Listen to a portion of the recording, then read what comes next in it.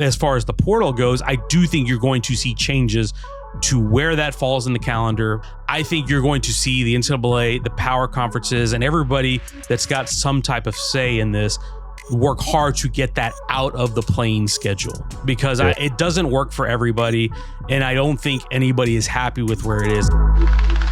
I'm Ndamukong Suh, and welcome to No Free Lunch, where we talk to experts and athletes about how the most successful people in sports manage their money and grow their wealth. Danny, what's up, man? You know, it's portal season, as they call it, I guess, transfer portal season. In college football, you know, it's coming to an end. I love college football. Fun fact, if you did not know this, Kirk Cignetti, coach of Indiana, made a stop at my little old school Elon a couple years ago. He was a head coach there. I know this is a Nebraska podcast, but shout out to my Elon, Phoenix. Once a home. Think y'all gonna win the Super Bowl? I mean, gonna win the national championship? I mean, Cignetti's at Indiana now, so I have no claim to fame to Indiana. But you claiming them, you might as well ride with him in Indiana, because Elon ain't going there no time soon. That's a fact. That's a fact. I think they do have it. I think the momentum is a little bit too much to stop the train. I think they're too well coached. I think Indiana might take it. Today we're talking to Sam Khan, writer with The Athletic, who covers all things transfer portal and all the transactions that are going on. So excited to hear about some of the biggest deals that are going on this offseason. Let's jump into it right here on No Free Lunch, man. Sam, welcome to the show, man. I appreciate you. It has been a wild landscape of 2026 with NIL, college football, and all the above. This portal, I am just not understanding from a standpoint of I was just talking to a buddy of mine in University of Oregon, lost its running back to injuries and a sickness and a couple other different pieces. But then they also lost a kid to the portal. He just transferred, just up and left. The season's not over. What is going on? How can you just transfer? Can you explain and help me understand what's going on with the portal situation, the big deals, all the transactions? We'd just love to understand what's going on before this national championship game. I'll kind of boil it down in a way that can make sense to NFL fans. Let's imagine that free agency happened before the Super Bowl. Yeah. As the regular season's over, and then we're just going to open up free agency while the playoffs are going. That's essentially what happened with college football. Is the free agency period, which is the transfer portal windows, they open after the regular season, but before the postseason is complete. And a lot of coaches obviously do not love that. It's not an ideal situation to have people changing teams when there's still some teams playing, but it is a function of where we are, because the postseason has stretched deeper than it ever has in the calendar, but we're also still in college football, which has an academic component, which means that you also have to be tethered to the academic calendar, which means coaches want to get their players in before the spring semester begins, which is in most cases mid-January. So that is the problem that we're trying to solve in college football, is how to get the portal window out of the actual competition part of the season. So our kids... Let's say, for example, I'm a kid that I just transferred from whatever university, and I am now going to Indiana. Do I get to play in the national championship game? No, there is a rule that you cannot play for two teams in the same season. So at least we do have that on the books. But why not? I now go to that university. I should be able to suit up and ready to go. Yeah. They allow you to practice, and you'll see high school recruits that enroll early. You'll see them be part of bowl practices sometimes if they get there early enough. But yeah, it's the rule that they set, and that one hasn't been challenged in court as of yet. So the NCAA hasn't had a chance to get defeated, which it has quite a bit in the courts. But yeah, that one is still on the books, and I assume it will stay that way. Okay. Well, let's talk about some of this, the financial impacts of these trades and transactions and all the above. Brennan Sorsby from the University of Cincinnati is now going to Texas Tech. If I'm not mistaken, that deal is roughly around $5 million for one season of 2020-26. I wish I was in college football again. God. Like, what is that deal, in your opinion, going to do to the future of the landscape of not only these continuous cycles it looks like we're going to have, but the demand on these players from a monetary perspective? Yeah, I think what you're seeing is it's going to keep guys who may be day 3 draft picks, maybe late day 2 draft picks, open the opportunity for them to come back to school. Because a lot of times in the past, guys wanted to go because it was, hey, the quicker path to getting paid. And some guys still may do that because maybe it's a quicker path to a second NFL contract, which could be exponentially much more money than what you're getting for one college season. But for a lot of guys, the chance to earn a high dollar amount for one more year of college, it surpasses what you're going to make in your first year in the NFL if you are not a day 1 pick. And so what you're seeing is I think you're seeing some of the top players end up staying a little bit longer than you would think, unless they know they're a for surefire first round pick. And the other impact that you see is obviously the programs that are the most well funded are going to be the ones that are able to attain these players. They're the ones that are going to be able to sign them and retain them a little at a higher clip than the programs that don't have that kind of funding. Texas Tech, as we know, one of the most well funded programs out there right now. And it's also reported throughout this deal that this transition by Brendan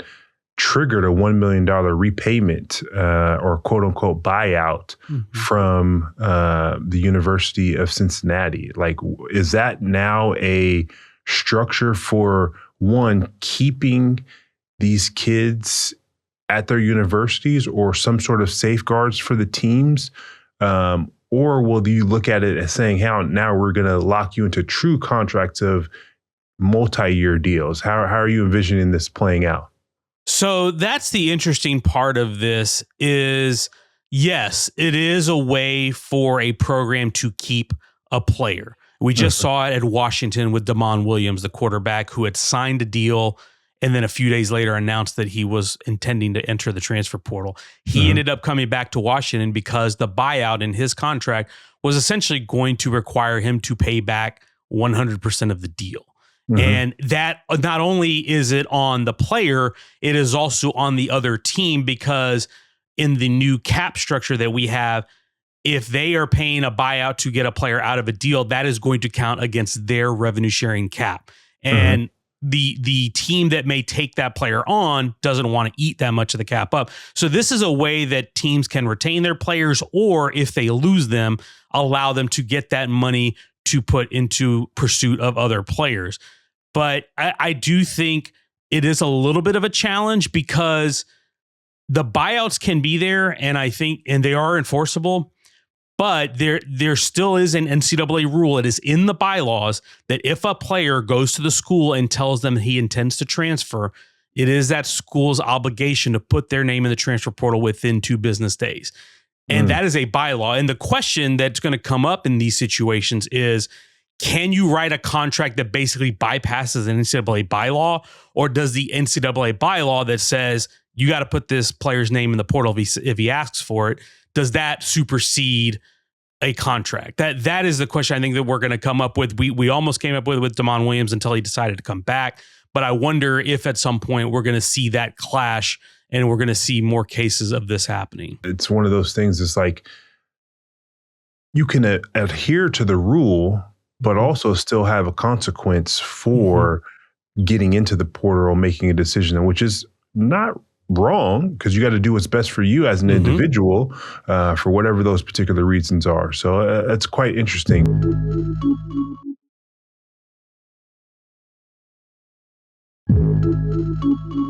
I want to transition to another deal that was breaking news. My nephew, Dylan Raiola, signed with Oregon and leaves my alma mater from that standpoint, and goes back to the University of Oregon, my home state. What are you seeing when it comes to, as you mentioned earlier, these well-funded organizations? As we all know, Oregon is well-funded with the Knight family and all the other resources that they have from that standpoint. Where are we seeing from these universities where they're kind of trying to stack the deck? Because Dylan's by no means chump change from an athlete coming in, and he could potentially be sitting behind the quarterback and more. How are you envisioning teams like Oregon and Miami and Indiana that have alumni is really ready to fully fund everything to stack the deck for the universities? Yeah, when you see programs like this, especially I'll use Oregon as an example. They are doing this at a higher level than I think most programs are.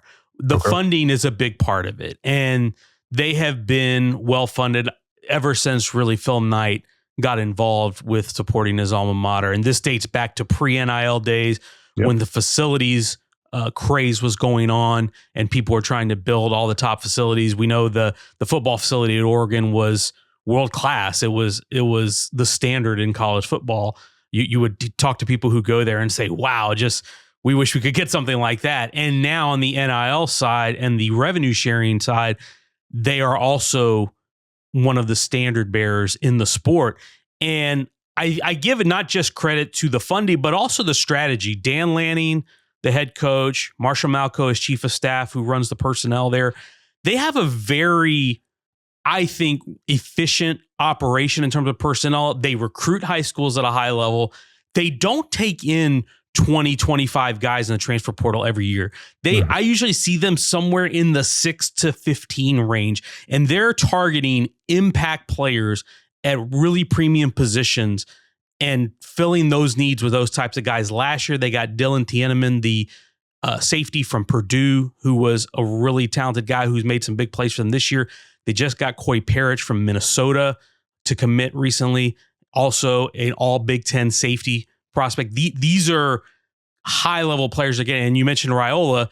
I think Oregon is a team that's been ahead of the curve. Miami has been a team that has been ahead of the curve. Texas Tech is now starting to be one of those. I think even Ohio State, you're seeing Indiana now with what they did this last cycle with getting Josh Hoover and Nick Marsh. There's a lot of these programs. I think it's the funding is the huge part of it in terms of being able to acquire the players, but it's also a vision from the head coach and organization, from a general manager and personnel staff to be able to execute it and to make sure you manage your roster so that you are not only filling the needs that you have, but making sure that roster is stocked from top to bottom. With that being said, and mentioning Indiana, do you see that there's another sleeper program on the horizon that you believe that could enter the portal and acquire a lot of assets to be able to come out and go after a national championship? The one that I look at in the long term that I think about in this equation is SMU.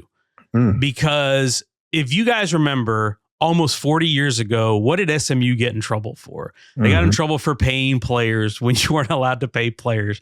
They got the death penalty in 1987. And of course, at that time, it was very taboo to do it.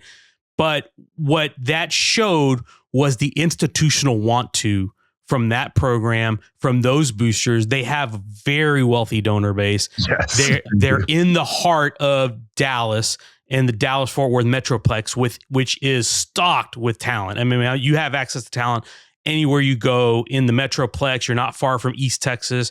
You're not far from Houston. And they're in the ACC, which is a conference that obviously you have a team playing for the national championship, but I don't think it's a conference as deep as maybe the SEC or the Big Ten. So they made the playoff last year in their first year in the ACC, and I think they're a team that you're going to see continue to be a player and maybe make if they continue to show that they want to do it. I think they're a program that can get in this mix and make some noise in the portal like some of these others. I don't disagree with that assumption and that thought process, because SMU has always been a top program, even in basketball. You've seen them have great success, and now they have, like you said, go back to 40 years ago. Let's not recreate the wheel. With that being said, and a lot of these changes happening, do you foresee any significant changes coming from the NCAA around transfer portals, and really that's potentially affecting how much players get paid? I don't know that they can ever put a cap, so to speak, on what players can get paid, because as long as the model functions the way it does now, the courts have made it clear that trying to cap earnings on the players is not going to fly in the courts.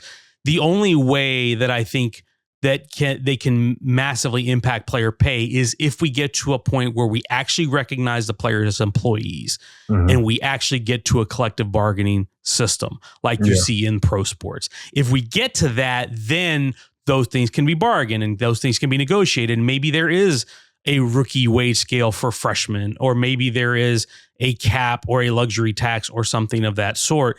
But until we get to something like that, I think it's going to be hard for anything like that to stand up. Now, as far as the portal goes, I do think you're going to see changes to where that falls in the calendar. Back to what we said earlier about having free agency before the season's over. I think you're going to see the NCAA, the power conferences, and everybody that's got some type of say in this work hard to get that out of the playing schedule, because it doesn't work for everybody. And I don't think anybody is happy with where it is. And so I do think at some point we will find a way to change that.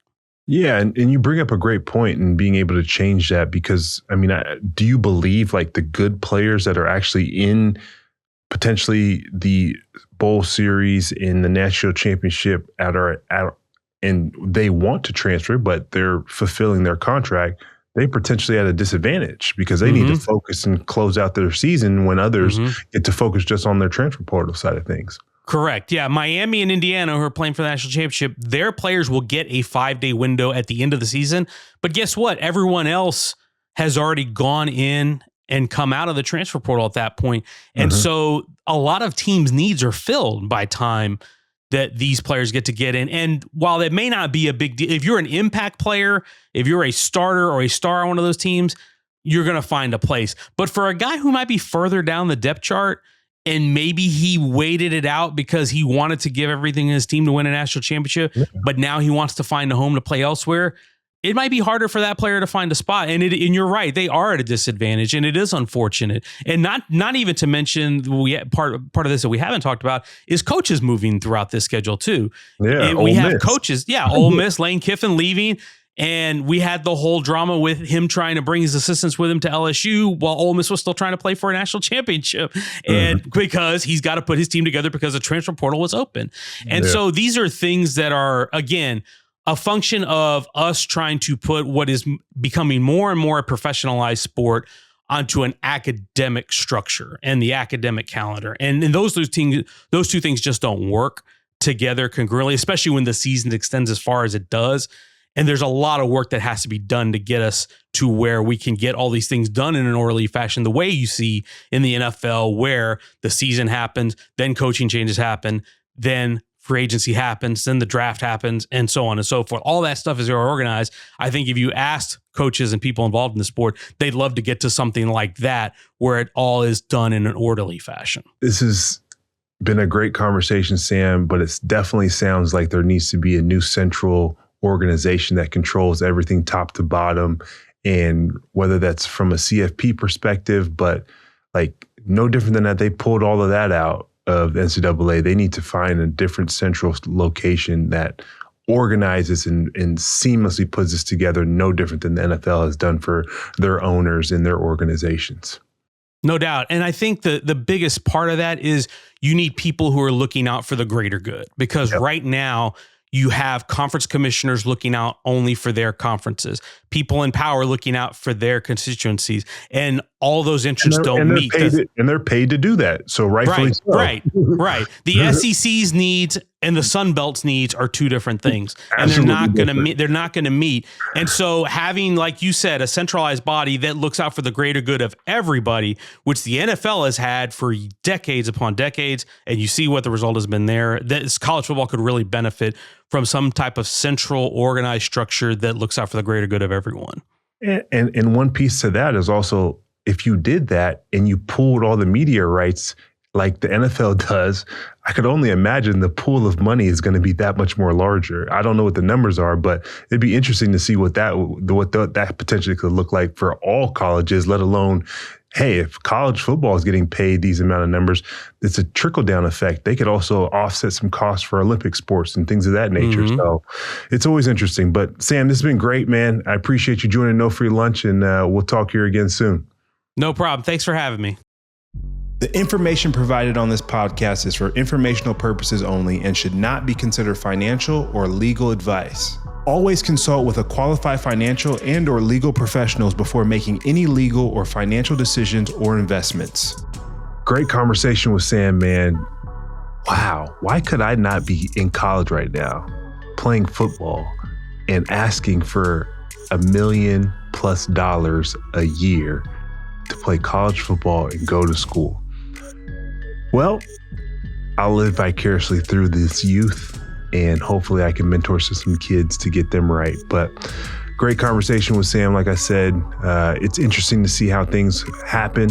We'll hopefully be able to find a centrally located opportunity for everybody to be able to be taken care of in college football and Olympic sports and beyond.